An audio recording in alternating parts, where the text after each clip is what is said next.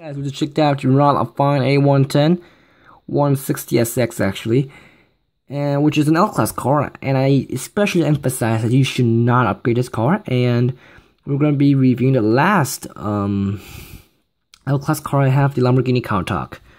Lamborghini Countach was used in my earlier team race videos, although I quit team race now, because it was my first L-Class car, and that time was an exclusive video, so yeah, you probably saw this car a lot in team race videos, but I'm going to give a specific review of this one. This one is actually a bit different than the other L-Class cars. Most L-Class cars, including the Mustang, the Charger, the Alpine we all looked at, is unlocked through an event, which another vehicle can unlock it. For example, the Renault Alpine could be unlocked with the Renault Megane Trophy, the Dodge Charger could be unlocked with the Chevrolet Camaro, the Ford Mustang Boss could be unlocked with the Ford Mustang 2015, like that.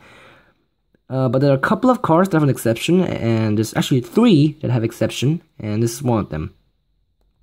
This one is an updated car actually. It's updated, and how you get it is actually pretty simple. Well, it's simple and hard at the same time.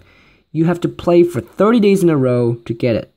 Now, some people will think this is easy, some people will think this is hard.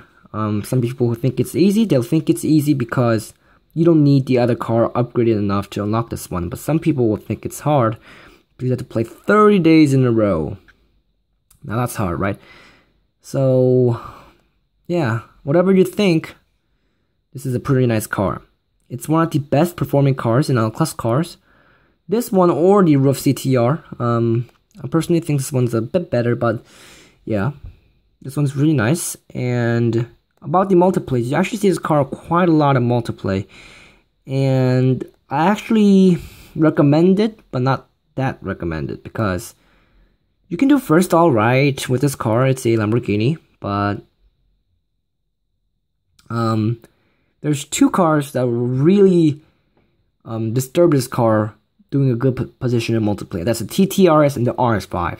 Now, the 2 legendary cars I talked about in C-Class, them being really good, and you're not going to be able to compete C-Class if you don't have them. Yeah, those. Now, if the Countach is driven well, it'll certainly be RS5, but I'm not sure about the TT. The TT is actually a bit better than the RS5, and I think the Countach, owing to the fact that it's a classic, has a heavy acceleration, and the TT's lights and has a better handling, so I think the Countach will have troubles in the Multiplay. But overall, believe me, this is a really high performance car in L-Class. But although it is high performance, and this car is actually free, if you count during the 30 days, this car cost a huge amount of money to upgrade it. Like the L-Class cars, the S, it costs 300 grand for the beginning. It's so expensive. So that's why you don't see a lot of upgraded Countach. It's either 300 or 325. But do not waste your money on this car. Just don't waste money on upgrading it. Just get it. Get the 30 days bonus. Get this car. Use it in team race and be done with it. So that was the Lamborghini Countach review. I just reviewed all my L-Class cars. So I'll be going on doing some other ones. So be sure to check those out too, guys.